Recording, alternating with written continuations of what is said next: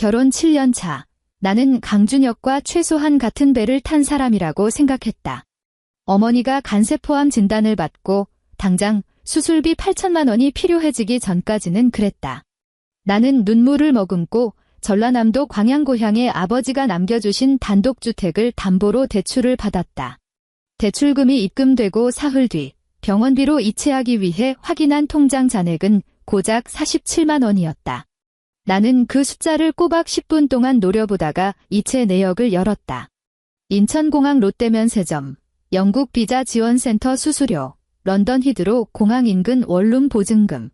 그는 내 어머니의 목숨값을 대학도 채 졸업하지 못한 자기 여동생의 영국 어학연수 비용으로 갖다 바친 것이다. 나는 울지 않았다.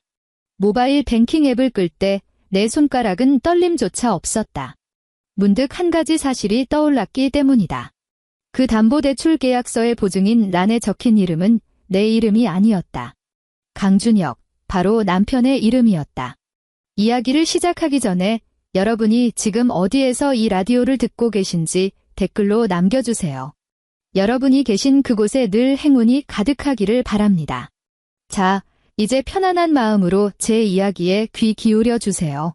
새벽 5시 20분. 서울 마포구에 위치한 한 중학교의 지하 급식실은 얼음장처럼 차가웠다. 최은서는 하얀 위생복을 입고 머리에는 위생모를 쓴 채 빨간색과 파란색이 같이 있는 볼펜을 쥐고 스테인리스 검수대 앞에 서 있었다. 식자재 배달을 온 아저씨가 거친 숨을 몰아쉬며 당일 쓸 식재료 상자들을 물기 고인 타일 바닥 위로 쿵쿵 내려놓았다. 둔탁한 마찰음이 급식실 안을 울렸다. 달걀 200알, 찌개용 두부 5판, 흙이 잔뜩 묻은 겉양파 3망. 아저씨, 맨 밑에 깔린 양파는 다 물렀는데요. 은서가 볼펜 끝으로 양파망 틈새를 쿡쿡 찌르자 흙냄새와 썩은 내가 뒤섞인 매캐하고 자극적인 냄새가 확 풍겨왔다. 아이고, 날이 추워서 얼어붙은 거라니까. 위에 있는 건 다 멀쩡하구먼 뭘 그래요. 아저씨는 멋쩍은 듯 두 손을 비비며 납품 명세서를 앞으로 들이밀었다. 은서는 아무 말 없이 명세서에 2줄을 찍 긋고 서명했다. 명세서를 다시 건네주려는 찰나 앞치마 주머니 속에서 휴대전화가 지잉 울렸다. 은서는 앞치마에 손을 대충 쓱쓱 닦고 전화를 꺼냈다. 액정에는 061로 시작하는 지역 번호가 떠 있었다. 전라남도 광양시의 번호였다. 전화를 받자 낯선 남자의 목소리가 들려왔다. 최은서 씨 되십니까? 여기 광양시 읍사무소입니다. 은서의 손가락이 무의식 중에 휴대전화 테두리를 꽉 쥐었다.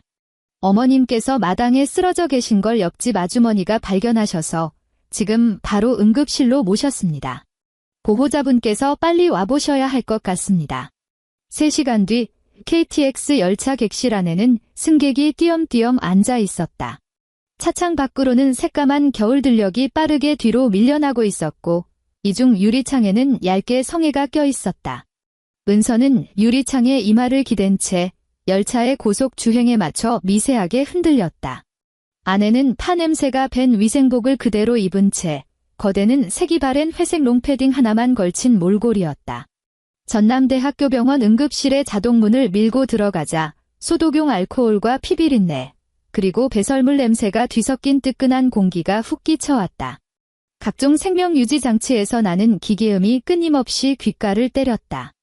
은서는 커튼이 쳐진 병상 2줄을 지나 가장 구석에 있는 간이 침대에서 어머니를 찾았다. 어머니의 얼굴은 잿빛으로 죽어 있었고 입술은 바싹 말라 껍질이 벗겨져 있었다. 마치 아주 오랫동안 물 한 모금 마시지 못한 사람 같았다. 가장 눈에 띄는 것은 야은 환자복을 위태롭게 밀어 올리고 있는 불룩한 배였다.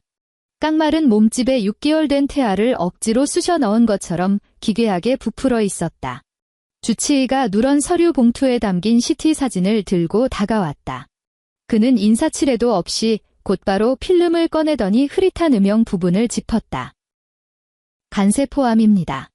종양 크기가 벌써 8cm에 달합니다. 응급실 특유의 단호하고 지친 기색이 역력한 몹시 빠른 말투였다. 복수도 심각하게 찼고요.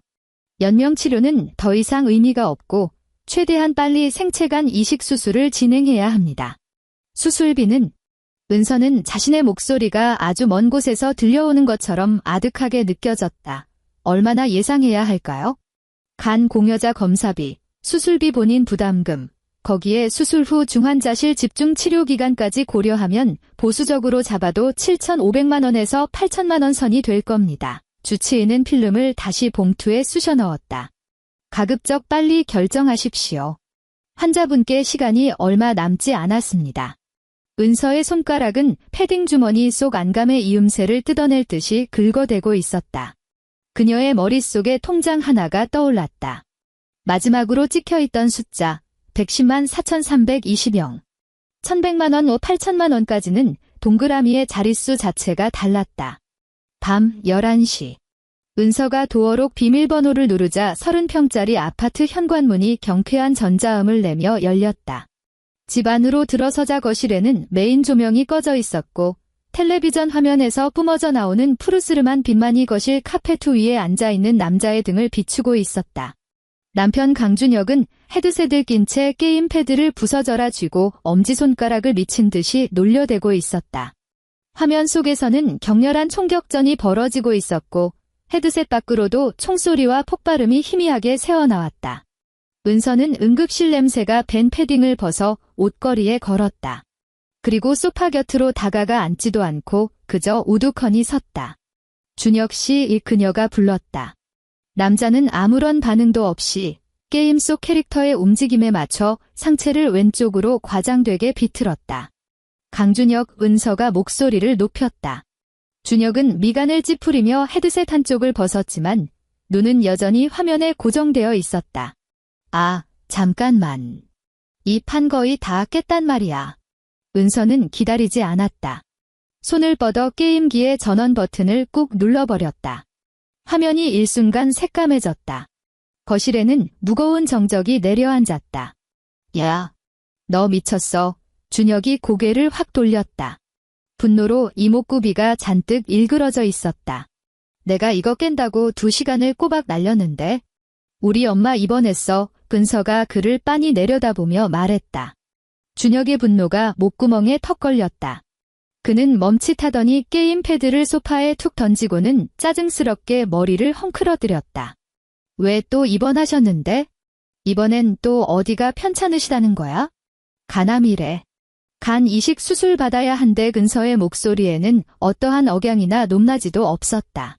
의사 선생님이 수술비랑 중환자실 입원비까지 다 해서 8천만 원은 있어야 한대. 물컵을 집어 들려던 준혁의 손이 허공에서 멈췄다. 그는 고개를 돌려 은서를 쳐다보았다. 그의 눈빛에 순간적으로 경계심이 스쳤다. 8천. 우리가 그 큰 돈이 어디 있어? 내 통장에 1,100만 원 있어. 은서는 그의 눈을 피하지 않았다. 당신은 얼마 모아뒀어? 준혁은 즉시 시선을 피하며 물을 크게 한 모금 들이켰다. 내가 돈이 어디 있어? 지난달에 자동차 보험료 갱신했지. 우리 아버지 건강검진 비용 내드렸지. 내 월급 통장 당신이 매달 확인하잖아. 은서는 입을 다물었다. 그랬다. 그녀는 매달 확인했다. 준혁의 월급 통장에는 매달 말일이 되면 잔액이 10만 원도 채 남지 않았다. 그럼 어떻게? 은서가 물었다. 준혁은 물컵을 내려놓고 푹 한숨을 쉬며 소파 등받이에 몸을 기댔다. 손가락으로 무릎을 까딱까딱 두드리기를 한참. 그가 갑자기 고개를 번쩍 들었다. 장모님 광양에 단독주택 하나 있으시잖아? 은서의 손가락이 움찔하며 말려 들어갔다. 그 집은 아버지가 돌아가시기 전 벽돌 한 장, 기와 한 장 직접 올려 지은 집이었고 어머니가 이 세상에 기댈 수 있는 유일한 안식처였다. 그 동네 요새 신규 산업단지 들어선다고 땅값 꽤 오르지 않았어. 준혁의 말 속도가 눈에 띄게 빨라졌다. 그거 은행에 담보로 잡히고 대출 좀 받으면 되잖아. 그 집 엄마한테 남은 마지막 재산이야. 누가 집을 팔재? 준혁이 언성을 높였다. 담보 대출 받고 수술 무사히 끝나면 우리가 천천히 갚아나가면 되는 거 아니야. 당신 급식실 월급이 280만 원이고 내 월급이 400만 원인데 우리 둘이 허리띠 졸라매면 어떻게든 갚을 수 있잖아. 은서는 말이 없었다. 그리고 준혁은 은서를 바라보며 한결 부드러워진 목소리로 덧붙였다. 당신 월급 명세서로는 은행에서 대출 한도가 얼마 안 나올 거야. 진명이는 장모님인데 장모님이나 당신이나 신용도가 썩 좋지는 않잖아. 내가 연대보증 서줄게.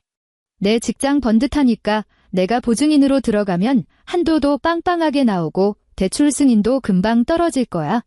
은서는 눈앞의 남자를 가만히 응시했다. 결혼 7년 만에 그가 먼저 나서서 무언가를 책임지겠다고 말한 것은 이번이 처음이었다. 그녀는 눈을 감았다. 아주 오랜 침묵 끝에 가볍게 고개를 한번 끄덕였다. 사흘 뒤 신한은행 광양지점.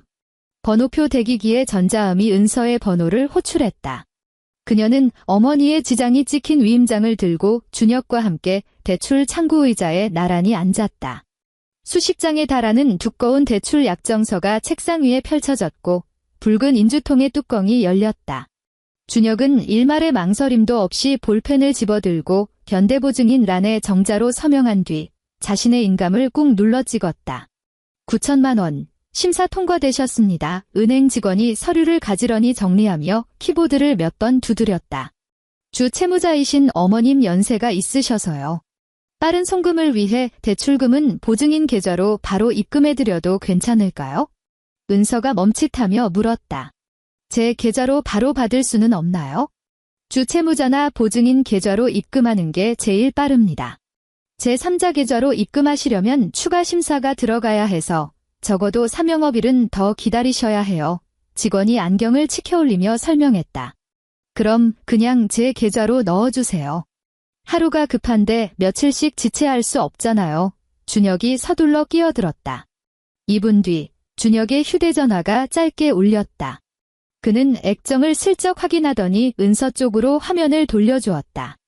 은행에서 온 문자 메시지였다. 신한은행. 고객님의 계좌에 9천만 원이 입금되었습니다. 준혁은 휴대전화를 다시 주머니에 찔러 넣고는 은서의 어깨를 토닥이며 웃었다. 이제 한시름 났다. 내일 아침에 은행 문 열자마자 내가 병원 수납처 계좌로 싹 다 이체할 테니까 너무 걱정 마. 서울로 올라오는 KTX 객실라는 난방이 빵빵하게 돌아가고 있었다. 은서는 좌석에 기대 앉은 채 며칠 동안 팽팽하게 당겨져 있던 신경의 끈이 마침내 느슨해지는 것을 느끼며 스르르 잠이 들었다. 꿈속에서 그녀는 광양 고향 집에 가 있었다. 마당에는 커다란 멍석이 깔려 있었고 어머니는 쪼그려 앉아 붉은 태양초 고추를 하나하나 널고 계셨다. 햇볕이 참 좋았고 고추는 눈이 시리도록 붉었다. 나흘 뒤 월요일 새벽 5시 급식실 검수대 앞에는 여전히 흙 묻은 겉향파 상자가 쌓여 있었고 매캐한 냄새가 코를 찔렀다. 나흘이나 지났건만 병원에서는 수납이 완료되었다는 연락이 오지 않았다. 은서는 왠지 모를 불안감에 휩싸였다. 차가운 철제 의자에 주저앉은 그녀는 휴대전화를 꺼내 모바일 뱅킹 앱을 실행했다. 그녀와 준혁은 공용 신용카드를 하나 쓰고 있었는데 그 카드 결제 계좌가 준혁의 급여 통장과 연결되어 있었기에 그녀도 해당 계좌의 거래 내역을 조회할 권한이 있었다. 이체 내역 조회를 눌렀다. 전남대학교병원이라는 글자가 찍혀 있을 줄 알았다. 하지만 화면을 가득 채운 것은 빼곡하게 찍힌 전혀 다른 이름들이었다. 토요일 오후 2시 20분 인천공항 롯데면세점 지출 387만 원. 토요일 오후 3시 15분 영국 비자 지원센터 지출 18만 5천 원. 일요일 오전 9시 30분 해외 송금 런던 스튜디오 보증금 및 6개월 치 월세 명목 지출 6,200만 원. 은서는 영문으로 적힌 적요란을 뚫어지라 쳐다보았다. 런던. 월세. 옆에 놓인 양파망에서 점점 더 지독하고 매운 냄새가 올라왔다. 그녀는 울지 않았다. 눈물 한 방울도 흘리지 않았다. 손가락조차 떨리지 않았다. 그저 휴대전화 화면을 껐다가 다시 켰다. 또 껐다가 다시 켰다. 길게 늘어선 숫자들은 환상처럼 사라지지 않았다. 면세점, 비자, 런던. 오전 9시 영양사 사무실. 은서는 서랍에서 이면지 뭉치와 빨간색 볼펜 한 자루를 꺼냈다. 그녀는 휴대전화를 왼쪽에 내려놓고 지난 금요일 오후부터 지금까지 그 계좌에서 빠져나간 모든 지출 내역을 하나하나 꾹꾹 눌러쓰기 시작했다. 펜끝이 종이 위를 긁으며 사각사각 소리를 냈다. 6,200만 원, 런던 방세. 387만 원, 면세점. 18만 원, 비자 발급비. 그리고 또 한 건. 금요일 오후 6시, 타행 이체 강수빈 지출 300만 원. 강수빈. 신우이. 29살의 대학을 2년 다니다가 힘들다며 자퇴하고 지금은 강남의 어느 피부과 데스크에서 접수를 보고 있는 여자. 달마다 네일아트 디자인을 바꾸고 출근할 때마다 어깨에 매는 명품백이 겹치는 법이 없는 여자였다. 은서는 펜을 내려놓았다. 그녀는 카카오톡을 열고 스크롤을 한참 내려 사랑이 넘치는 강씨 내 가족이라는 이름의 단톡방을 찾았다. 그녀는 그 방에서 단 한 번도 입을 연 적이 없었고 알림도 진작에 꺼둔 상태였다. 한 달 전의 대화 내용까지 거슬러 올라갔다. 그때 은서는 병원비를 빌리러 여기저기 전화를 돌리며 뜨거운 프라이팬 위를 구르는 개미처럼 발을 동동 구르고 있었지만 이 가족 단톡방에서는 전혀 다른 이야기가 오가고 있었다. 화면에는 수빈이 보낸 음성 메시지가 남아 있었다. 은서는 이어폰을 꽂고 재생 버튼을 눌렀다. 이어폰 너머로 신우이 특유의 콧소리가 잔뜩 섞인 말끝을 길게 느리는 앙증맞은 목소리가 흘러나왔다. 아이유, 오빠. 새언니한테는 내가 런던으로 어학연수 간다고 절대 말하지 마. 그냥 오빠가 엄청 좋은 프로젝트에 투자해서 돈이 급하게 묶였다고 둘러대. 어차피 언니는 식당에서 밥이나 짓는 사람이라 그런 거 하나도 모르잖아. 그 밑에는 시어머니 오순자가 보낸 텍스트가 이어졌다. 내 말이 그 말이다. 그 사돈 양반도 살 날이 얼마 안 남았는데 그 큰돈을 병원비로 쏟아붓는 것 및 빠진 독에 물 붓기지. 차라리 우리 수빈이 앞길 닦아주는 게 100번 낫다. 은서는 의자에 꼿꼿이 앉아 있었다. 그녀의 손에 꽉 쥐어진 빨간색 볼펜에서 끄드득거리며 얇은 플라스틱이 부서지는 소리가 났다. 오후 3시 광양국립병원. 전남대병원의 입원비와 수술비를 감당하지 못해 어머니는 결국 고향에 낡아 빠진 공립병원으로 쫓겨나듯 옮겨왔다.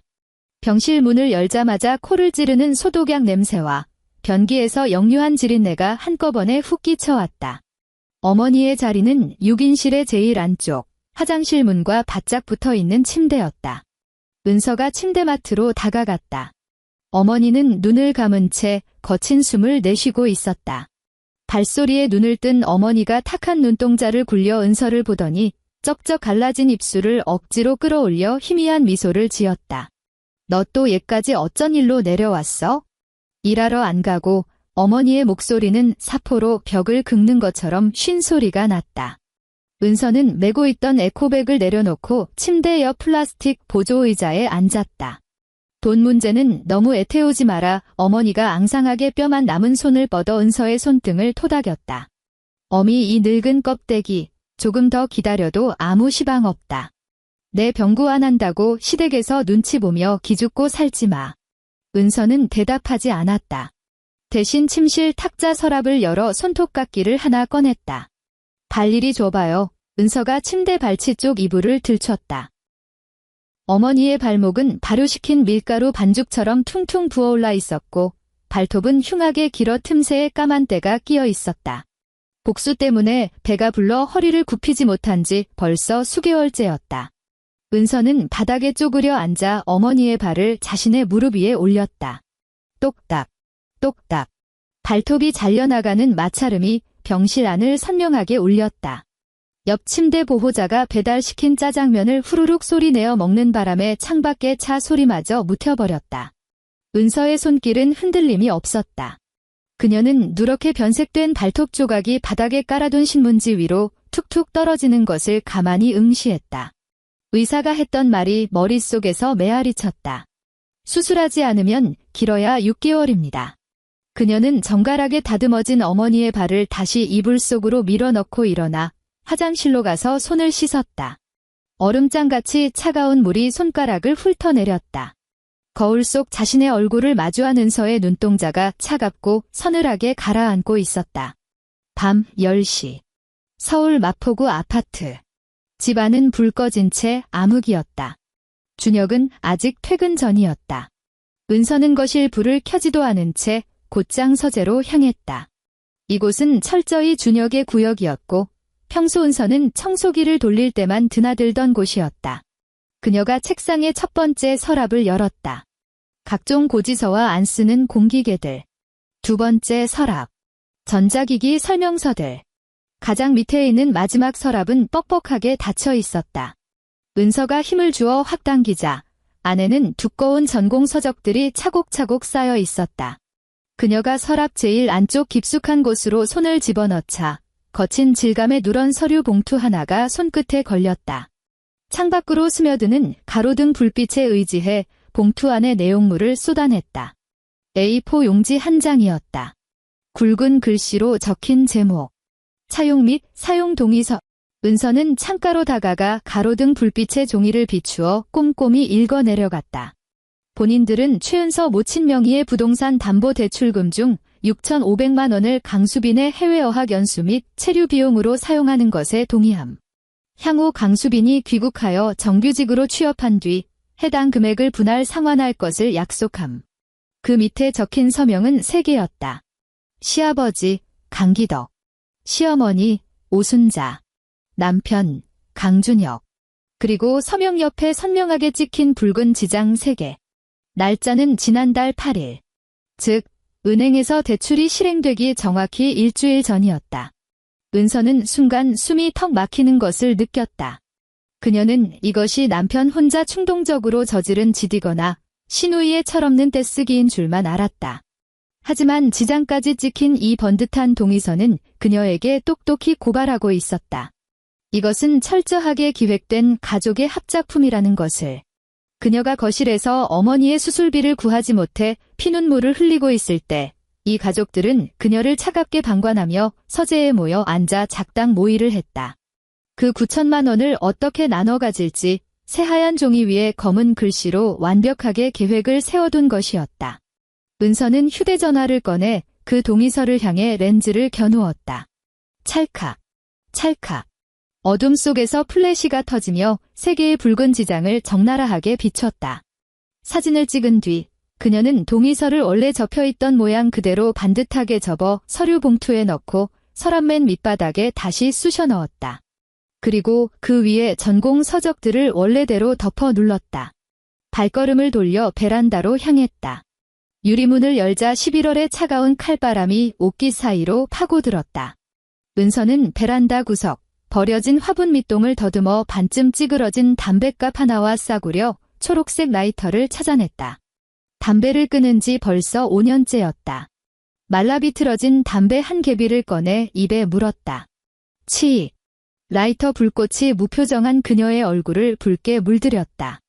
숨을 깊게 들이마시자 오랫동안 니코틴을 잊고 지냈던 폐부로 독한 연기가 파고들었지만 그녀는 기침조차 하지 않았다. 후!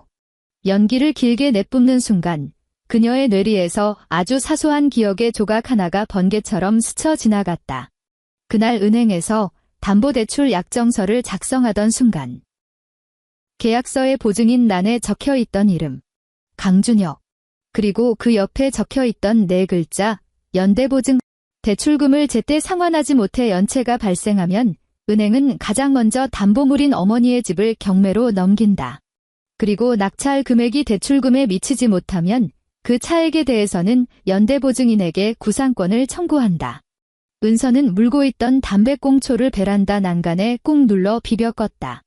거실로 돌아와 커피 테이블 위에 놓여있던 노트북을 열었다. 대법원 인터넷 등기소에 접속했다. 지금 자신이 살고 있는 이 아파트의 주소를 입력했다.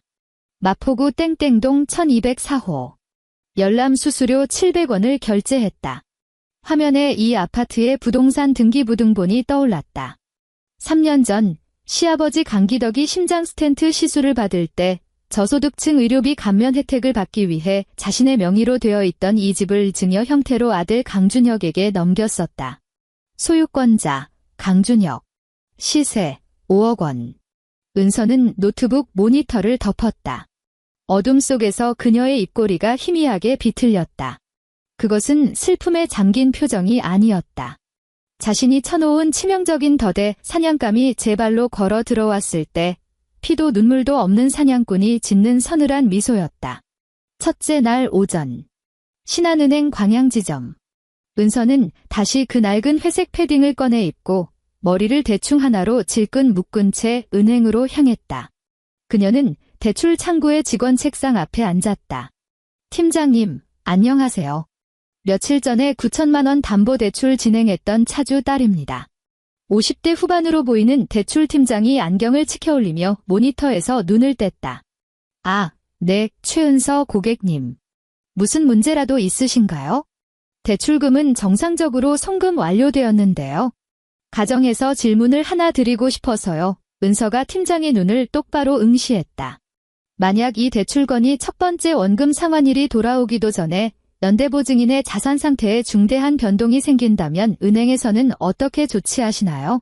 팀장의 미간이 좁아지며 등받이에서 허리를 뗐다.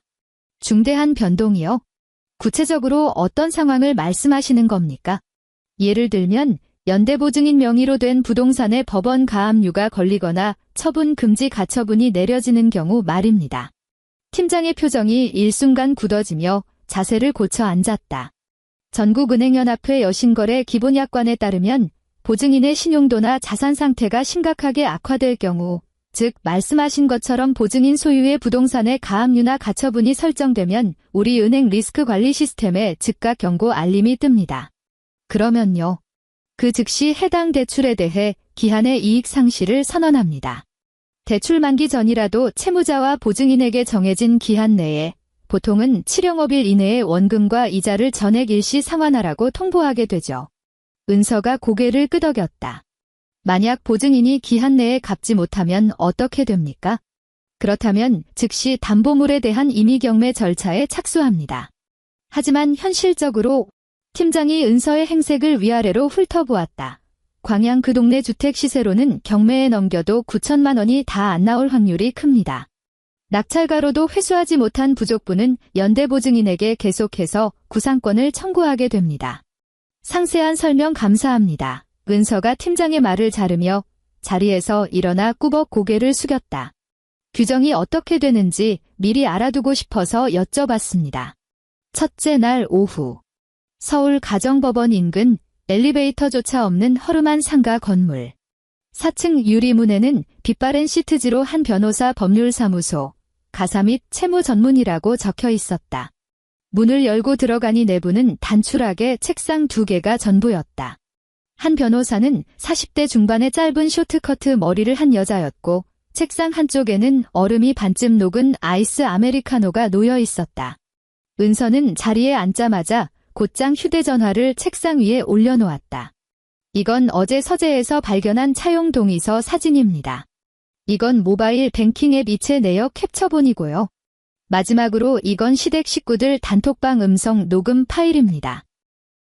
한 변호사가 고개를 들어 휴대전화를 집어들고 화면을 휙휙 넘겼다. 이어폰을 꽂고 녹음 파일까지 끝까지 다 들은 뒤 그녀는 아이스 아메리카노를 쭉 빨아들였다. 플라스틱 컵 안에서 얼음이 덜그럭거리는 경쾌한 소리가 났다. 최은서 씨, 빙빙 돌리지 않고 직설적으로 말씀드리죠. 한 변호사가 은서를 정면으로 쳐다보며 말했다. 이 사건은 남편분이 부부 공동재산을 악의적으로 처분한 것에 해당합니다. 게다가 이 대출은 친정어머니의 주택을 담보로, 그것도 어머니의 생명이 달린 수술비를 명목으로 시행되었는데 그 자금이 제3자의 사치성 유학비용으로 쓰였습니다. 민사상으로는 부당이득 반환 청구가 가능하고 형사상으로는 배우자에 대한 배임죄까지 성립될 여지가 충분합니다. 저는 남편을 고소하고 싶은 게 아닙니다. 은서가 한 변호사를 보며 지극히 건조한 목소리로 말했다. 이혼할 겁니다. 제가 저쪽에서 확실하게 뜯어낼 수 있는 게 뭔지 그것만 알려주세요. 한 변호사의 입가에 서늘한 미소가 번졌다. 그녀는 휴대전화를 은서 쪽으로 쓱 밀어주었다. 판만 잘 짜면 마포구 아파트 지분 절반, 거기에 두둑한 정신적 위자료까지 챙겨드릴 수 있습니다. 첫째 날 저녁 7시. 은서가 현관문을 열고 들어가자 구수한 된장찌개 냄새가 진동했다. 준혁은 식탁에 앉아 커다란 대접에 은서가 아침에 끓여놓은 찌개와 밥을 푹푹 비벼서 숟가락으로 개걸스럽게 퍼먹고 있었다. 은서가 들어오는 소리에 그가 오물거리며 무심히 물었다. 오늘 왜 급식실 안 나갔어? 광양 내려갔다 왔어. 엄마 얼굴 좀 보려고. 은서가 신발을 벗으며 대답했다. 준혁의 숟가락질이 멈칫하더니 하고 짧게 대답할 뿐 더 이상 캐묻지 않았다. 은서는 식탁 맞은편으로 다가가 의자를 빼고 앉았다. 그녀는 준혁을 빤히 응시했다. 찌개 국물을 푹푹 떠먹는 그의 비굴한 턱관절 움직임을 지켜보았다. 참, 은서가 불쑥 입을 열었다. 수빈이는 요새 어떻게 지내? 준혁이 흠칫 놀라며 시선을 피했다. 눈동자가 불안하게 흔들렸다. 수빈이, 뭐 늘 똑같지? 피부과 출근하고. 왜 갑자기? 아니, 그냥. 요새 연락한 지 좀 된 것 같아서. 은서는 자리에서 일어나 식탁 위에 놓인 빈 반찬 그릇들을 챙겨 싱크대 쪽으로 걸어갔다. 수세미에 주방 세제를 푹푹 짰다. 평소보다 아주 느리게, 그리고 아주 억세게 그릇을 문질렀다. 머그잔 바닥에는 오래된 찬물이 배어 수세미로는 도저히 지워지지 않는 찌든 때가 있었다. 오늘 은서는 철수세미를 꺼내 들었다. 찌익, 찌직. 도자기가 긁히는 날카로운 소리를 내며 그 찌든 때를 기어코 박박 긁어냈다. 마침내 도자기 본연의 창백한 민낯이 드러났다. 둘째 날 오전. 은서는 학교에 출근하지 않았다. 대신 휴직계를 내고 책상 앞에 앉아 휴대전화로 3가지 작업을 동시에 처리했다. 첫째, 전남대학교병원 예약 시스템에 접속했다. 그녀는 어젯밤 대학 동기에게 빌린 2천만 원으로 어머니의 수술 날짜를 확정지었다. 다음 주 월요일이었다. 둘째, 미리 출력해둔 서류 한 장을 봉투에 고이 접어넣었다. 신한은행으로 발송할 내용증명서면 통지서였다. 본인은 해당 대출 계약의 차주 배우자로서 귀행에 공식적으로 고지합니다. 보증인 강준혁이 대출금을 본래의 목적과 다르게 무단으로 유용했다는 사실을 인지하였으며 이에 본인은 해당 대출건에 대한 어떠한 도의적 책임도 지지 않을 것임을 명확히 밝힙니다. 향후 대출금 회수는 보증인에게 직접 청구하시기 바랍니다. 셋째, 휴대전화 화면 상단에 한 변호사가 보낸 카카오톡 알림이 떴다. 이혼 소장 접수 완료했습니다. 재산 보전 처분 신청도 동시 접수 들어갔습니다.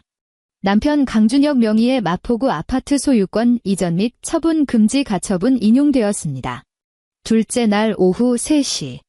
신한은행 광양지점 리스크관리부 시스템에 은서가 보낸 내용증명 통지서가 접수되었다. 즉시 은행 내부 전산망이 가동되었고 리스크관리팀에서 보증인 강준혁의 신용 및 자산 상태를 조회하는 과정에서 치명적인 적색 경보가 울렸다. 강준혁 명의의 유일한 부동산인 마포구 아파트의 법원의 처분 금지 가처분이 설정되어 있는 것이 확인된 것이다. 은행은 보증인의 채무 상환 능력에 중대한 결함이 발생했다고 판단했다. 오후 5시, 은행은 전산망을 통해 대출 기한의 이익 상실 통지서를 발송했다. 내용인즉슨 강준혁은 7영업일 이내에 9천만 원의 원금 및 발생이자 전액을 일시 상환하라는 최후 통첩이었다. 같은 시각. 서울 강남구에 위치한 어느 중소기업 영업부 사무실. 준혁은 탕비실 소파에 거드름을 피우며 앉아 직장 후배들과 종이컵 믹스커피를 홀짝이고 있었다. 여동생은 이미 런던에 무사히 도착해서 자리 잡았고 오늘 아침에는 템스강 배경으로 찍은 셀카까지 보내왔다. 고향에 있는 장모님이 혹시 돌아가시더라도 그깟 단독주택은행의 경매로 넘어가고 남은 빚이야 앞으로 살면서 다달이 쪼개 갚으면 그만이었다. 은서 그 멍청하고 기가 죽어있는 여자는 적당히 달래고 구슬리면 알아서 빚 갚는데 돈을 보탤 것이 뻔했다. 바로 그때 허벅지 위에 올려둔 휴대전화가 지잉하고 진동했다. 준혁은 무심결에 휴대전화를 집어들었다. 문자 메시지였다. 화면을 터치했다. 글자들이 눈앞에서 초점을 맞췄다. 가처분. 기한의 이익 상실. 7영업일 이내. 9천만 원 일시 상환. 임의 경매 및 강제 집행. 준혁의 눈동자가 액정 화면에 못 박힌 듯 굳어버렸다. 그는 문자를 처음부터 끝까지 다시 읽었다. 그리고 3번을 연거 후 다시 읽었다. 힘이 빠진 손에서 종이컵이 툭 떨어졌다. 펄펄 끓는 물로 탄 진갈색 믹스커피가 옅은 회색 정장 바지 위로 쏟아지며 허벅지를 타고 흘러내려 바닥을 적셨다. 뜨거운 액체가 바지 원단을 뚫고 피부를 데웠지만 그는 고통조차 느끼지 못한 채 탕비실 소파에 척추가 뽑혀나간 사람처럼 푹 쓰러져 있었다. 두 팔은 생명력을 잃은 듯 축 늘어졌다. 강 차장님, 괜찮으세요? 맞은편에 앉아있던 젊은 후배 직원이 기겁을 하며 휴지를 여러 장 뽑아 내밀었다. 커피 다 쏟으셨잖아요. 방금 끓인 물인데 데이셨겠다. 준혁은 휴지를 받아들 생각조차 하지 못했다. 핏발이 선 두 눈은 바닥에 나뒹구는 휴대전화 액정만 미친 듯이 노려보고 있었다. 화면 속 문자는 여전히 시퍼렇게 빛나고 있었다. 가처분. 기한의 이익 상실. 7일 9천만 원 강제 집행. 단어 하나하나가 녹슨 톱이 되어 그의 망막을 찢어발기는 듯했다. 강 차장님, 후배 직원의 목소리에 당황한 기색이 역력해지더니 준혁의 어깨를 조심스럽게 흔들었다. 그제야 준혁은 고압전류에 감전된 사람처럼 소파에서 용수철 튕기듯 벌떡 일어났다.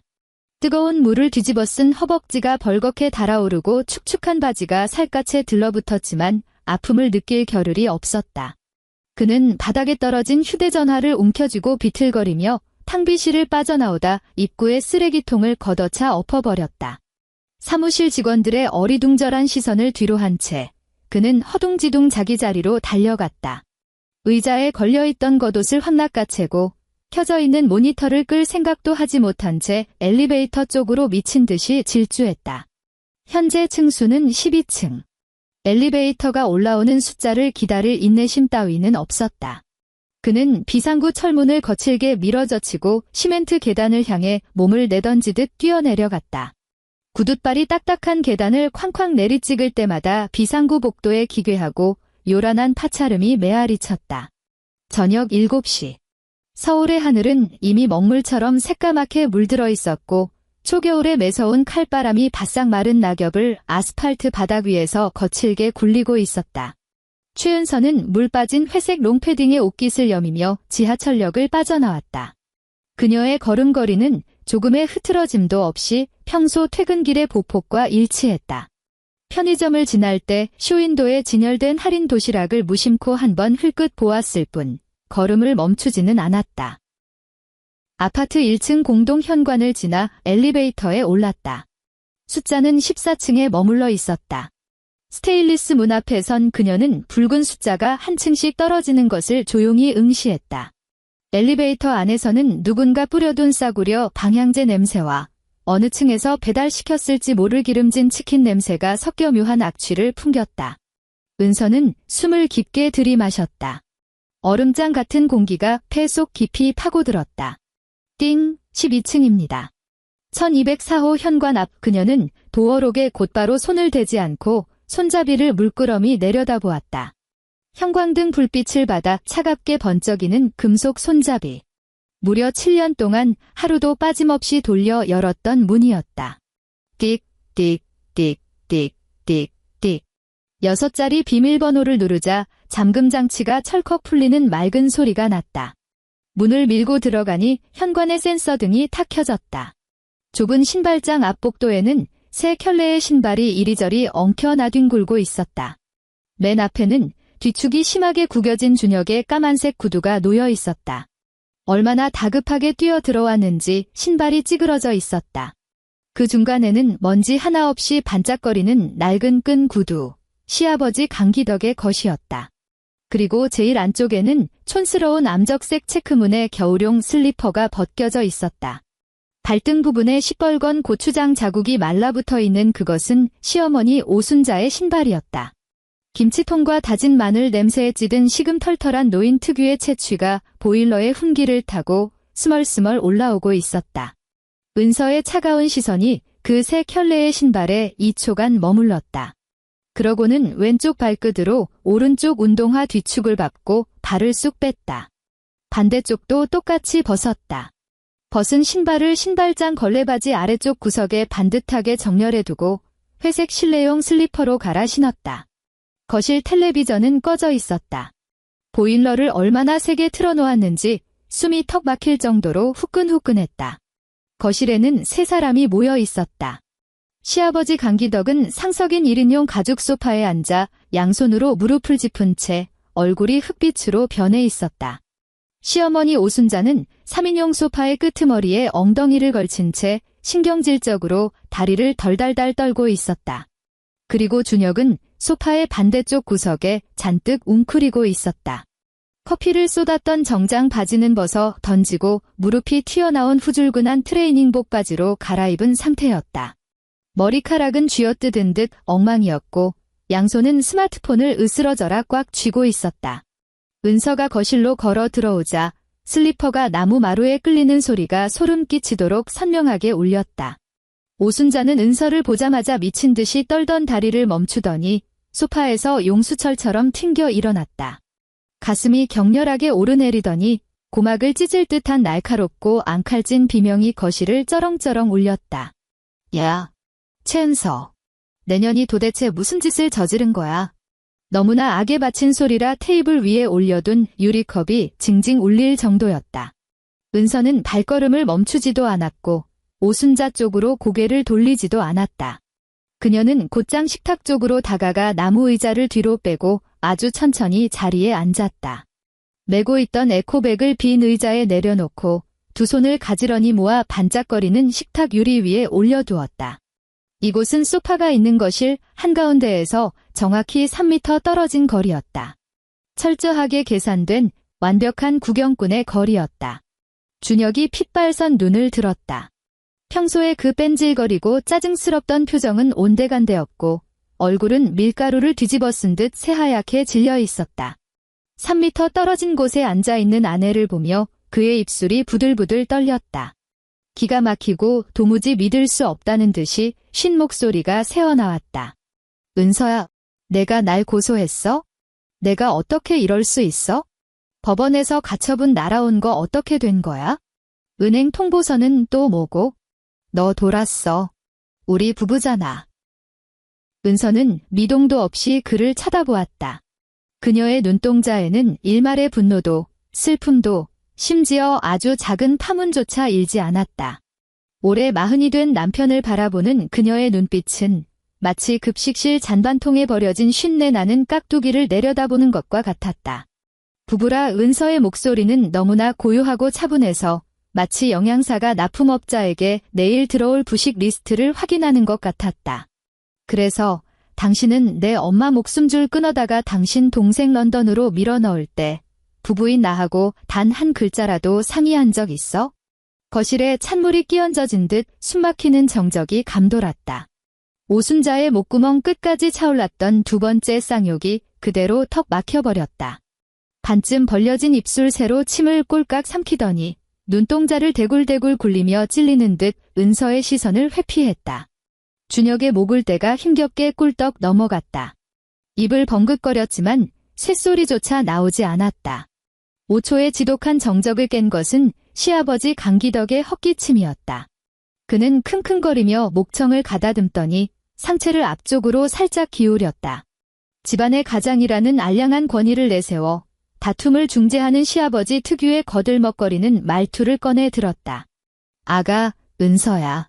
이번 일은 확실히 준혁이 놈이 잘못했다. 너한테 언질도 없이 일을 저지른 건 변명의 여지가 없어. 하지만 아무리 그래도 우리가 한 식구 아니냐? 가족끼리 얼굴 맞대고 대화로 풀 수 없는 일이 어딨어.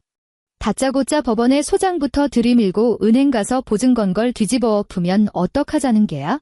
대출권은 일단 내가 소송부터 취하하고 그 뒤에 우리가 머리를 맞대고 방법을 찾아보면 아버님. 은서가 칼로 물을 베듯 기덕의 말을 뚝 잘라버렸다. 질문의 뉘앙스는 단 한 줌도 섞이지 않은 지극히 사무적이고 딱딱한 평서문이었다. 그녀는 옆에 놓아둔 에코백의 지퍼를 지익 열었다. 정막이 흐르는 공간에서 지퍼 여는 소리가 유난히 신경을 긁었다. 가방 안으로 손을 집어넣어 투명한 L자형 서류철 하나를 꺼냈다. 서류철에서 A4 용지 출력물 한 장을 빼냈다.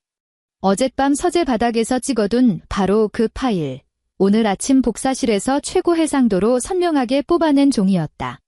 은서는 그 종이를 들고 자리에서 일어났다. 거실 쪽으로 두어 걸음 걸어간 뒤 커피 테이블 한가운데에 종이를 반듯하게 내려놓고 두 손가락으로 모서리를 꾹 눌러 기덕의 코앞으로 쓱 밀어주었다. 이 서류 밑에 아버님 사인 있으시죠? 어머님 사인도 있고요. 아, 물론 우리 준혁 씨가 아주 꾹 눌러 찍어둔 예쁜 빨간색 지장도 있네요. 은서의 얼음장 같은 시선이 소파에 앉은 세 사람의 얼굴을 천천히 훑고 지나갔다. 은행 대출금 입금된 날짜가 지난달 15일입니다. 그런데 이 차용 및 사용 동의서 밑에 찍힌 작성 일자는 놀랍게도 지난달 8일이더군요. 기덕의 시선이 종이에 꽂히는 순간 얼굴 근육이 경련하듯 실룩거렸다. 억지로 세워두었던 시아버지의 위엄은 모래성처럼 허물어졌고 눈빛에는 숨길 수 없는 당혹감이 스쳤다. 다시 말해서 은서의 말투는 여전히 빠르지도 느리지도 않게 일정했다. 제가 병원비 구하겠다고 이리저리 무릎 꿇고 전화 돌리고 있을 때 촌구석에 다 쓰러져가는 친정집 팔아야 하나 담보 잡혀야 하나 피눈물 흘리며 고민하고 있을 때 당신네 가족들은 이 따뜻한 거실에 옹기종기 모여 앉아 그 9천만 원을 어떻게 갈라먹을지 벌써 회의를 다 끝내놨다는 소리잖아요. 당신들 배 불리겠다고 그 돈을 계산기 두드리고 있을 때 내 엄마가 죽어나가는 건 한 번이라도 생각해 보셨나요? 그녀는 허리를 꼿꼿이 세우고 뒷걸음질 쳐 다시 식탁 의자에 앉았다. 그러니까 앞으로 제 앞에서 역겹게 한 식군이 가족이니 하는 소리는 입 밖에 꺼내지 마세요. 은서가 기덕을 똑바로 쳐다보며 영하의 온도로 내뱉었다. 당신들 눈에 나는 한 번도 이 집 식구인 적 없었잖아. 며느리라는 타이틀 달아놓고 공짜로 밥 짓고 설거지하고 대출까지 당겨주는 고장 안 나는 ATM 기기였지. 이제 그 현금 인출기 박살났으니까 똥줄 타는 당신들이 직접 알아서 살 길 찾으시라고요. 오순자의 머릿속 회로가 그제야 팽팽하게 돌아가기 시작했다. 눈앞에 놓인 저 빼박 증거물은 그들이 둘러댈 수 있는 모든 변명거리를 갈갈이 찢어버렸다. 그녀의 입에서 한국 중장년 여성 특유의 혼을 쏙 빼놓는 처절하고 표독스러운 통곡이 터져나왔다. 아이고, 하늘도 무심하시지. 우리가 전생에 무슨 대역죄를 지었다고 저런 독사 같은 년이 굴러들어와서 집안을 풍비박산 낸 후 오순자는 방바닥을 치고 허벅지를 퍽퍽 내리치며 천장이 떠나가라 악을 썼다.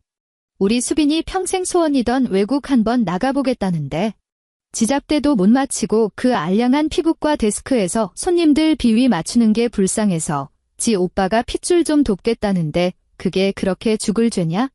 정주기 싫었으면 진작에 못 주겠다고 끊어냈어야지. 비행기표 끊고 월세 다 보냈는데 이제 와서 뒤통수를 쳐? 내년이 기어코 우리 식구들 다 길바닥에 나앉는 꼴을 봐야 속이 시원하겠어? 소파에서 바닥으로 굴러떨어져 가슴을 치며 폐악질을 부리는 시어머니를 내려다보며 은서가 스르르 자리에서 일어섰다. 언성을 높이지는 않았다. 하지만 입술 사이로 뱉어내는 단어 하나하나가 얼음물에 담가둔 예리한 면도날처럼 날카롭게 날아가 상대의 아킬레스건을 정확히 찌르고 들어갔다. 진작에 말을 해. 어머님, 그 돈 내 엄마 목숨 연장할 돈이었어. 우리 엄마, 돈 없어서 전남대병원에서 쫓겨나 지금 광양에 있는 싸구려 국립병원 6인실, 화장실 앞간이 침대에서 똥냄새 맡으며 누워있어. 간에는 8cm짜리 암덩어리가 자리 잡았고 복수가 차서 신발은커녕 양말도 못 신어. 의사 입에서 수술 못하면 반년 안에 초상 치른다는 소리까지 나왔다고. 은서는 바닥에 나동그라진 오순자 앞으로 한 걸음 바짝 다가가 눈을 번뜩였다. 그런데 어머님 딸내미는 지금 어딨지? 런던이요. 한 달에 방세만 수백만 원씩 꼬박꼬박 처먹는 최고급 스튜디오에 누워서 내 엄마 목숨줄 팔아치운 돈으로 호의호식하고 있잖아. 만약 내가 그 지장 찍힌 서류를 미리 알았더라면 순순히 동의서에 사인하고 그 피 같은 돈을 당신네들 주둥이에 고이 쳐넣어 줬을 것 같아. 그녀는 말을 멈추고 입꼬리를 차갑게 말아 올렸다. 등골이 서늘해지는 비웃음이었다. 뭐 이제 와서 이래저래 떠들어봐야 무슨 소용이겠어. 은행 통보서는 다들 눈깔이 있으면 똑똑히 읽어보셨을 테고. 오늘부터 딱 일주일. 그 7일 안에 9천만 원 일시불로 은행에 안 갚으면 내 엄마 이름으로 된 그 시골집 당장 법원 경매로 넘어갈 테니까. 은서의 시선이 사시나무 떨듯 바들바들 떨고 있는 준혁의 정수리에 꽂혔다.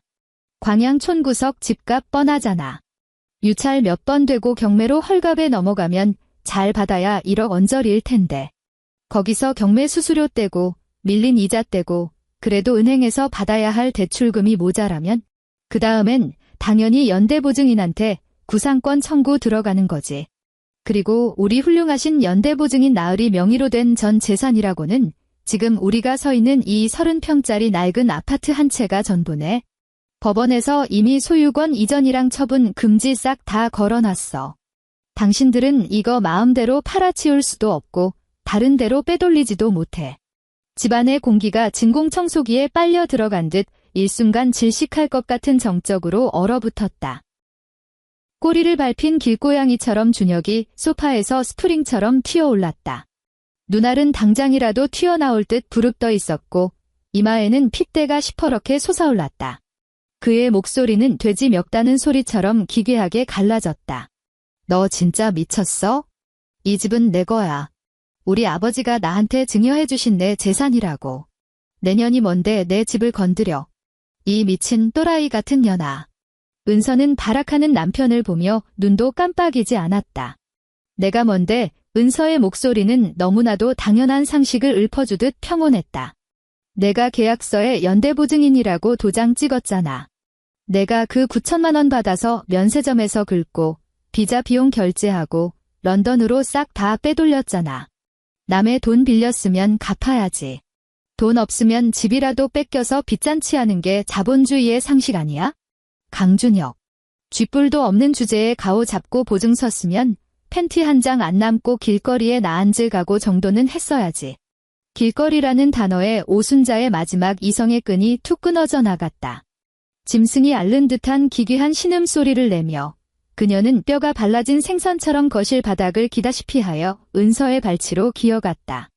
두 손을 뻗어 은서의 회색 패딩 밑단과 청바지 가랑이를 죽기 살기로 움켜쥐었다. 은서야, 아가, 은서야.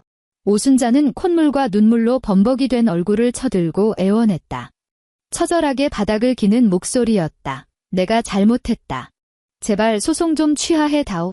내가 은행 가서 사정 좀 해봐. 만기일까지 시간 좀 달라고. 우리가 어떻게든 수단과 방법을 안 가리고 돈 구해서 갚을게. 제발 이 집만은 안 된다.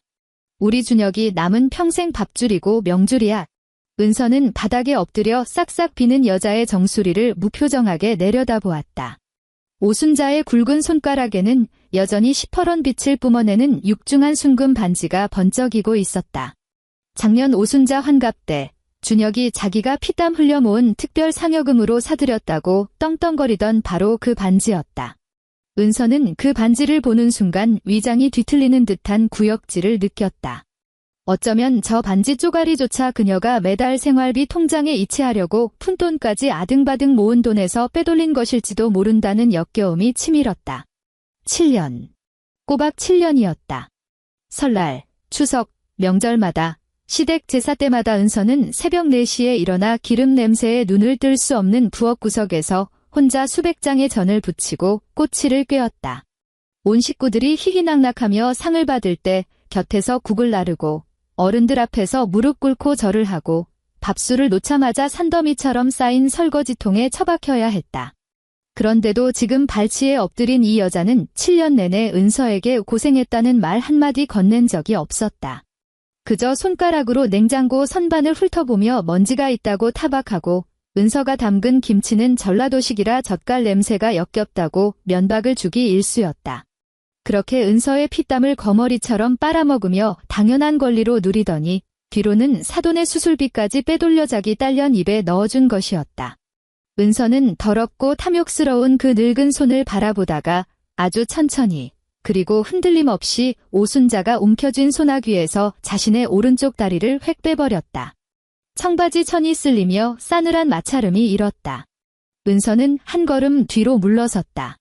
그녀는 마지막으로 이 지옥 같은 거실을 훑어보았다.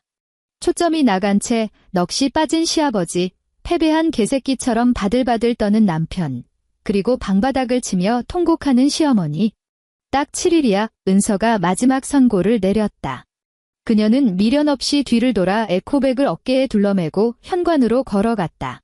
갈아 신을 생각조차 하지 않은 채 회색 실내용 슬리퍼를 직직 끌며 육중한 현관문을 열어젖혔다. 쾅 우철문이 부서질 듯 닫혔다. 그 문 뒤로 모든 쌍욕과 울부짖음, 그리고 바닥을 치는 절망이 영원히 봉인되었다. 복도에 날선 겨울바람이 뺨을 때렸지만 은서는 단 한 번도 뒤돌아보지 않았다. 엘리베이터 버튼의 하행선 화살표를 꾹 눌렀다. 1일차. 은서는 출근하지 않았다. 학교에 장기 휴직계를 냈다. 그녀는 마포구의 30평 아파트에서 짐을 빼 직장 동료가 알아봐준 서울 강북 노원구의 낡은 원룸으로 거처를 옮겼다. 8평 남짓한 손바닥만 한 방 안에는 싱글 침대 하나, 비닐 행거, 소형 냉장고가 전부였다. 세간살이라고는 숟가락 하나 없었지만 그래도 창문만은 남쪽으로 나 있어 볕이 잘 들었다. 오후 2시. 얇은 커튼 사이로 스며든 오후의 햇살이 장판 위로 길쭉한 빗줄기를 만들어냈다. 공기 중에 떠다니는 미세한 먼지 입자가 햇빛을 받아 반짝였다. 은서는 바닥에 털썩 주저앉아 에코백에서 꺼낸 속옷과 티셔츠 몇 장을 행거 및 상자에 대충 쑤셔 넣었다. 마포 집에서 나올 때 가전제품이나 가구는 단 하나도 챙기지 않았다. 오로지 자신의 신분증, 책 몇 권, 그리고 갈아입을 옷가지가 전부였다. 그녀는 이 고요하고 텅 빈 8평의 공간에서 생전 처음으로 폐부 깊숙이 숨을 들이마실 수 있는 절대적인 해방감을 맛보았다. 반면 한강 너머 정반대편에 있는 30평 아파트에서는 이제 막 지옥문이 활짝 열리고 있었다. 2일차. 강준혁은 회사 인사부장실 소파에 앉아 푹 숙인 고개를 들지 못했다. 두 손은 양 허벅지 위를 미친 듯이 문지르고 있었다. 월급 6개월치를 가불해달라고 부장이 미간에 내천자를 깊게 새기며 결제판을 툭툭 두드렸다. 강 차장. 회사에 긴급생활안정자금 대출 제도가 있긴 하지만 한 번에 이렇게 큰 돈은 무리야. 게다가 재무팀에서 강 차장 급여 통장에 법원 압류 딱지 날아왔다고 난리도 아니던데. 자네 혹시 밖에서 사채라도 끌었었어. 준혁의 얼굴이 벌겋게 달아오르며 이마에서는 식은땀이 비 오듯 쏟아졌다. 부장의 머리에서 나는 싸구려 발모제 냄새가 훅 끼쳐 구역질이 올라왔지만 그는 허벅지를 꼬집으며 필사적으로 참아냈다. 사채는 절대 아닙니다. 집에 급한 우환이 생겨서 그럽니다. 부장님, 제발 한 번만 살려주십시오. 제가 이 회사에 뼈를 묻은 지 벌써 8년입니다. 공은 없어도 개처럼 일한 정상을 참작해 주셔서 제발. 준혁의 목소리는 모기 소리처럼 기어들어갔다. 부장이 무겁게 한숨을 쉬더니 볼펜을 들어 결제란에 사인을 휘갈겼다. 최대 3개월치 급여까지만 승인해 줄게. 그리고 통장이 묶였으니 전산으로는 이체 못해 자기 압수표로 끊어줄 테니까 강 차장 집안일 깔끔하게 마무리 짓고 업무에 지장 없게 해. 준혁이 비루한 수표 한 장을 받아쥐고 부장실을 빠져나올 때 다리가 후들거려 주저앉을 뻔했다. 3개월치 급여, 세금 떼고 나니 1천만 원이 조금 넘는 돈이었다. 9천만 원을 메우기에는 턱없이 모자란 액수였다. 3일차. 서울 외곽의 중고차 매매단지. 살을 애는 듯한 사풍이 불었다. 강기덕은 점퍼깃을 바짝 세우고 잔뜩 웅크린 채 곳곳에 칠이 벗겨진 구형 소나타 옆에 서 있었다. 두꺼운 롱패딩을 입은 중고차 딜러는 입에 담배를 꼬나문 채 구둣발로 앞 타이어를 툭툭 차보더니 조수석 문을 벌컥 열어 가죽이 해진 시트를 쓱 훑어보았다. 어르신, 이건 연식이 너무 오래돼서 하부에 녹이 다 슬었어요. 딜러 매입가 쳐드려도 350만 원이 한계입니다. 딜러가 담배 연기를 훅내 뿜으며 성의 없이 내뱉었다. 350만 원. 아이고, 이 사람아. 내가 엔진 오일 제때 갈고 얼마나 금이야 오기야 몰던 찬데. 아무리 후려쳐도 500만 원은 빼줘야지. 기덕이 다급하게 딜러의 패딩 소매를 부여잡았다. 350만 원 아니면 딴 데 알아보시든가요? 이런 똥차 매장에 세워두면 우리도 자리만 차지하고 골치 아파요. 딜러가 파리를 쫓듯 기덕의 손을 매몰차게 뿌리쳤다. 기덕은 칼바람을 맞으며 몇 년을 자식처럼 닦아 몰던 자신의 애마를 멍하니 쳐다보았다. 꽁꽁 언 손이 발갛게 부어올랐다. 결국 그는 어금니를 꽉 깨물고 고개를 끄덕일 수밖에 없었다. 현찰 350만 원을 손에 쥐는 순간 기덕은 한평생 지켜온 알량한 자존심이 저 고철 덩어리와 함께 시궁창에 처박히는 것을 느꼈다. 4일차. 오순자는 큰 시누이 내에 번쩍거리는 주상복합 아파트 거실에 앉아 있었다. 대리석 테이블 위에는 평소 그녀가 오면 내오던 최고급 홍삼차 대신 얼음조차 들어있지 않은 미지근하고 싸구려 오렌지 주스 한 잔이 덜렁 놓여 있었다. 맞은편에 앉은 큰 시누이는 팔짱을 낀 채 서늘한 눈빛으로 오순자를 내리깔아 보았다. 옳게.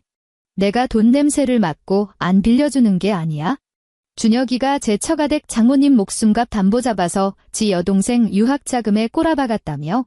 그 정도 배포면 올케네 집안 뒷배가 얼마나 두둑한지 안 봐도 비디오네. 근데 이제 와서 은행빚 못 갚아서 내 손을 벌려? 우리 남편 요새 주식 박살나서 현금 말라비 틀어진 거 뻔히 알면서. 그리고 그 돈 우리 수빈이 영국 가서 팔자 좋게 호캉스 하는데 썼다며? 우리 애들은 이번 방학 때 제주도 비행기도 못 타봤어. 오순자의 얼굴이 불그락푸르락 달아올랐다. 그녀는 입술을 달달 떨며 억지로 눈물을 쥐어짜냈다. 형님, 우리 기덕씨 체면 봐서라도 한 번만 살려주세요. 은행에서 그 집 경매로 넘어가면 우리 식구들 당장 한겨울에 길바닥에 나앉게 생겼어요. 길바닥. 서울 바닥에 널린 게 월세방인데 길바닥은 무슨 길바닥. 월세부터 시작해 큰 시누이가 자리에서 벌떡 일어나며 노골적으로 축객령을 내렸다. 됐고, 나 이따 스크린 골프 약속 있어서 나가봐야 하니까 점심은 알아서 해결하고 가. 등 떠밀리듯 쫓겨난 오순자는 으리으리한 아파트 단지 화단 앞에 주저앉았다. 그녀는 두 손으로 얼굴을 파묻은 채 마침내 땅바닥을 치며 아이고 아이고 오열을 토해내기 시작했다. 7일차 디데이. 은서의 고요한 8평 원룸. 낡은 소형 냉장고에서 가끔씩 윙윙거리는 모터 소리만 날 뿐 사방이 적막했다. 오후 4시. 싸구려 접이식 밥상 위에 올려둔 휴대전화에서 웅웅거리는 진동이 울리기 시작했다. 액정 화면에는 강준혁이라는 발신자 이름이 미친 듯이 전멸하고 있었다. 은서는 침대 가장자리에 걸터앉아 그 진동을 무심히 바라보았다. 꼬박 1분 동안 책상이 부서져라 울리던 전화는 이내 액정이 까맣게 죽어버렸다. 3초 뒤 다시 화면이 번쩍 켜지며 진동이 시작되었다. 5번, 10번, 15번. 은서는 동네 도서관에서 빌려온 영양학 원서 한 권을 집어들고 페이지를 넘기며 고요하게 글씨를 읽어 내려갔다. 그녀는 휴대전화를 무음 모드로 바꾸지 않았다. 오히려 이 소리를 들어야 했다. 그 지긋지긋한 가족들이 스스로 파놓은 무덤으로 걸어 들어가는 파멸의 카운트다운 소리였으니까. 17번째 발신이 끝났다. 약 10분이 지났을 무렵 휴대전화에서 띵 하는 경쾌한 알림음이 울렸다. 음성 사서함에 메시지가 남겨졌다는 표시였다. 은서는 책을 내려놓고 휴대전화를 집어들었다. 음성 사서함 재생 버튼을 터치했다.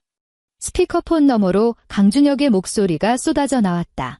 그것은 이미 사람의 목소리가 아니었다. 덫에 걸려 사지가 잘려나간 들짐승의 울부짖음이었다. 헐떡이는 거친 숨소리, 코를 훌쩍이며 들이마시는 소리, 그리고 밑바닥까지 추락한 짐승의 절망적인 오열이 뒤섞여 있었다. 은서야, 전화 좀 받아 제발. 내가 무릎 꿇고 빌게. 제발 내 목소리 한 번만 들어줘. 우리가 뼈 빠지게 모았는데 4,200만 원밖에 안 돼. 나 진짜 죽을 힘을 다했어. 우리 아버지 차 팔고 어머니 제2금융권의 사채까지 다 끌어다 썼어. 이게 전부야. 아직 4,800만 원이나 모자라. 은행에서 당장 내일 법원 경매 넘기겠대. 은서야 제발. 내가 미친놈이야. 내가 다 잘못했어. 우리 엄마가 수빈이 돈 대주자고 할 때 내가 미친 척하고 막았어야 했는데. 내가 나 한 번만 용서해주면 안 될까? 당신이 은행에 전화 한 통만 해서 남은 돈은 우리가 평생 다달이 이자 쳐서 갚겠다고 사정 한 번만 해줘. 내 월급 당신한테 다 갖다 바칠게. 나 용돈 10원 한 장 안 받고 맹세코 당신 개처럼 살게. 그 집 우리 아버지 평생 피땀 흘려 마련하신 노후야. 그 집 경매 넘어가면 우리 가족 다 한강 가야 돼. 은서야 제발 전화 좀 받아. 40살 처먹은 남자가 수화기 너머에서 엄마를 잃어버린 7살짜리 꼬마처럼 콧물을 흘리며 엉엉 울고 있었다. 은서는 끝까지 아무 표정 없이 묵묵히 들었다. 녹음의 마지막 1초, 쿵 하는 둔탁한 소리가 났다. 필시 준혁이 휴대전화를 쥔 채 방바닥이나 벽에 머리를 미친 듯이 찌어대는 소리일 터였다. 그녀는 무심한 얼굴로 휴지통 아이콘을 터치했다. 삭제되었습니다. 음성 메시지는 목록에서 흔적도 없이 사라졌다. 은서는 자리에서 일어나 창가로 다가갔다. 늦은 오후의 붉은 태양이 비스듬히 기울며 장판 위에 그녀의 그림자를 길게 늘어뜨리고 있었다. 4,200만 원. 만약 한 달 전 어머니 수술이 결정되었을 때 그 돈을 내놓았다면 당장 수술비의 절반은 해결되었을 것이다. 하지만 이제는 모든 것이 늦었다. 다음 날 오전 9시 정각. 신한은행 광양지점 법무팀은 법원에 담보물 강제 경매 신청서를 정식으로 접수했다.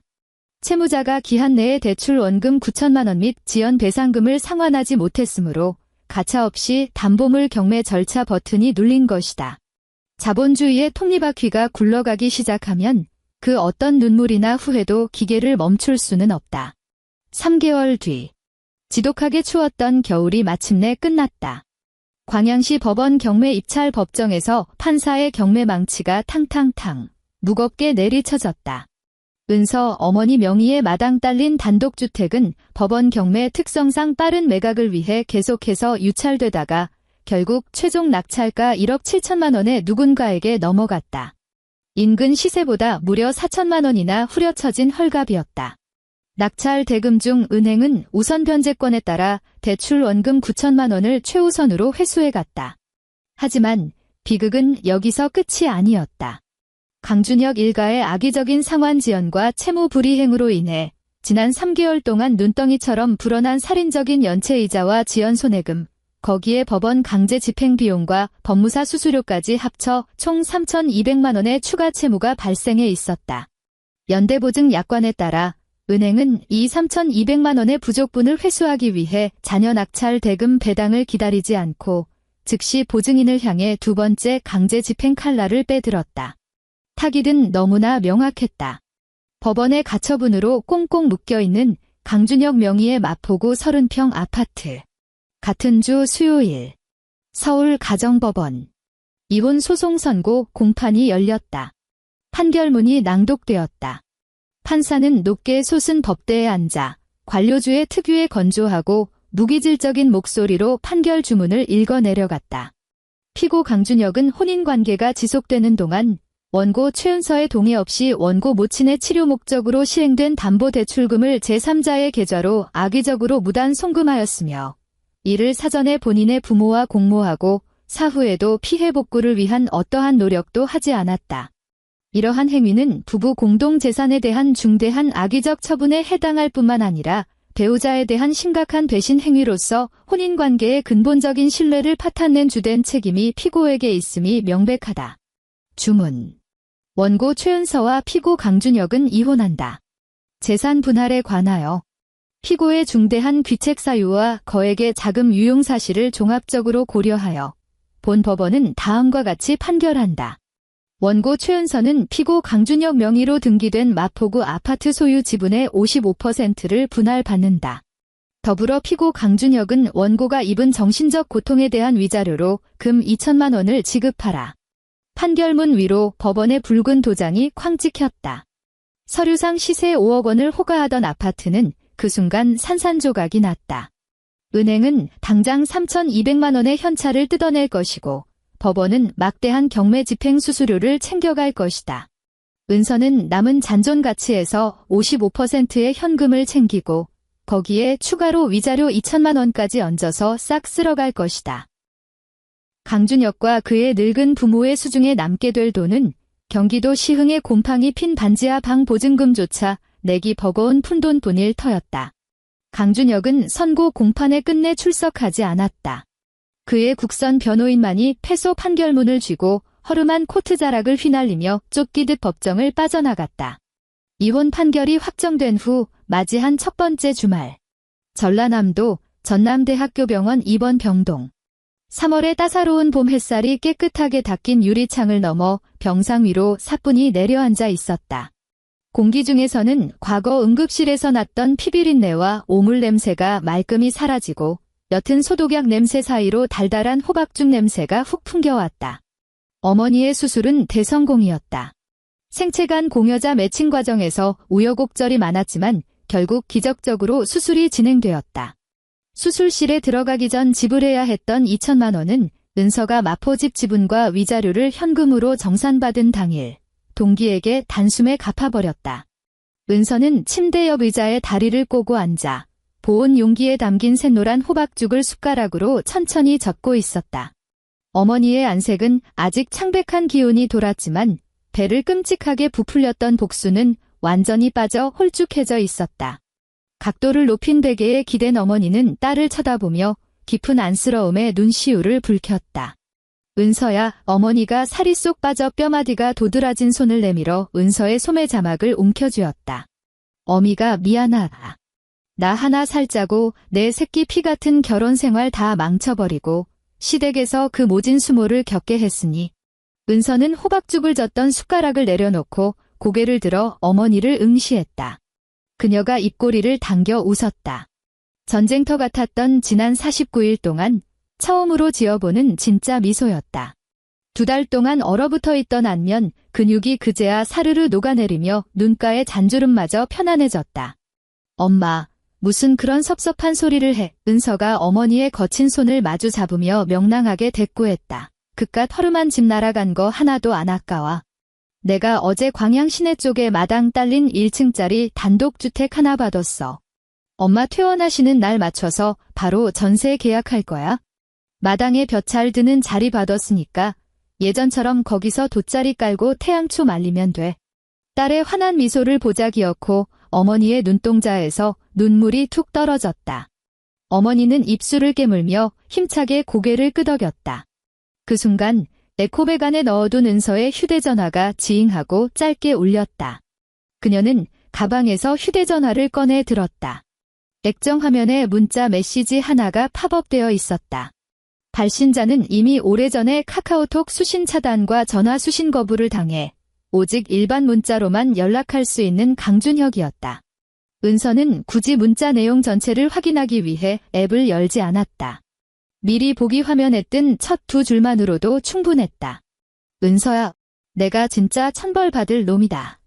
우리 지금 시흥반지하로 쫓겨나서 벽에 곰팡이 핀 데서 자고 있어. 당신 남편이었던 정을 생각해서라도 제발 내게 돈 좀 조금만 융통해 줄 수 없을까? 우리 엄마가 화병이 나서 자리에 누우셨는데 약값조차. 은서는 화면 속 글씨를 내려다보며 눈썹 하나 까딱하지 않았다. 그녀의 엄지손가락이 화면을 스와이프하더니 망설임 없이 그 번호를 스팸 차단 목록으로 영구 등록해버렸다.